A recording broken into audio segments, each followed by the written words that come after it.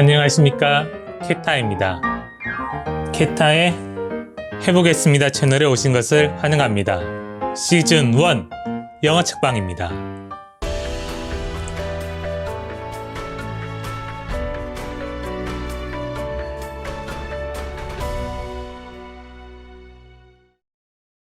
케타의 해보겠습니다 시즌 1 영어 책방 두 번째 시간입니다. 그럼 이제 제 소개를 해봐야 될 것 같은데요. 그러니까 이 스토리를 통해서 영어를 익히려고 하는, 공부가 아니라 습득하려고 하는 저 케타는 누구일까? 자기소개를 해야 될 것 같은 생각이 들었습니다. 저는 촘스키 이론에 따르면 언어 습득 기제가 완전히 닫혀서 쓸 수 없는 30대이고요. 그래서 크라센의 이 주장에 일말의 기대를 걸어보도록 하고 이 채널을 운영해 가려고 합니다. 크라센의 주장을 다시 한번 얘기를 하면요. 언어는 문법을 공부한다고, 어휘를 외운다고, 말하기를 연습한다고 배울 수 있는 것이 아닙니다. 영어를 잘할 수 있는 유일한 방법은 학생이 원하는 책을 자발적으로 즐겁게 읽는 것입니다. 여기에 일말의 기대를 제가 걸어보겠습니다. 이 장기간 프로젝트에 일말의 기대, 거기에다가 언어 습득 장치가 완전히 닫힌 30대인 제가 한번 기대를 걸어보겠습니다.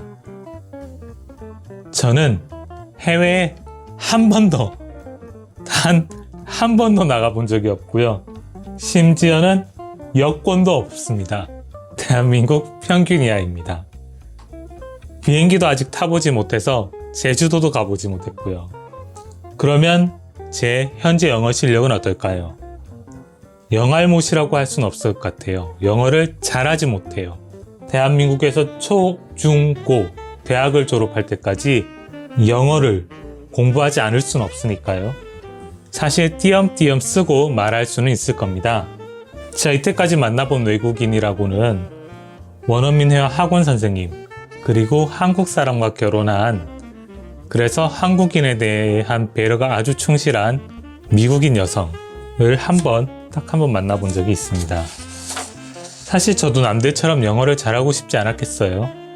그래서 원어민 회화 학원에 나가본 적이 있습니다. 두어 번 몇 달간 다녀봤는데요. 잘하지를 못하고 더듬더듬대고 상대방이 원어민 선생님이 워낙에 배려를 잘해주시다 보니까 흥미를 금방 잃게 되더라고요. 그리고 이렇게 띄엄띄엄 말하는데도 아무래도 수강생을 승급시켜서 더 주머니를 열게 하려는 속셈이 있는지 그렇게 띄엄띄엄 말해도 금방 고급반이 됐습니다. 그리고 정말 잘하는 사람들은 외국어 학원에 한번 와서 금방 실망해서 나가는 모습을 봤고요. 결국 고만고만한 사람들끼리 같이 더듬더듬거리는 것이 영어 회화 학원의 현실이었습니다. 그리고 또 원어민 선생님들이 제 발음을 못 알아듣더라고요. 정말 발음이 나쁘니까요. 그런데도 그분들이 발음을 한 명 한 명 자꾸 가르쳐 주실 수는 없으니까요. 계속 그렇게 안 좋은 영어 발음을 유지하는 것, 그게 제 현실이었습니다. 그렇게 일주일 몇 번, 두세 번 이렇게 1시간, 2시간에서 뭔 도움이 될까? 그래서 결국 영어 회화 학원은 금방 그만두게 되었습니다. 그러다가 문법과 단어를 잘하면 영어를 잘할 수 있겠다. 바로 그 지름길이다 생각해서 도전을 해본 적도 있었습니다. 보캐뷸러리 33,000, 22,000 열심히 봤습니다. 그런데 남지를 않더라고요. 그래마 인유즈, 그래마 존 봤습니다. 근데 딱딱해서 금방 그만두게 되더라고요. 마치 고등학교 때 수학 정석에 집합만 사면 앞부분만 까맣게 되듯이 현재 시제, 과거 시제만 까맣게 돼 있었습니다.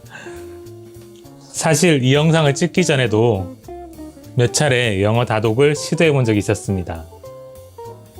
그런데 저는 매번 실패했어요.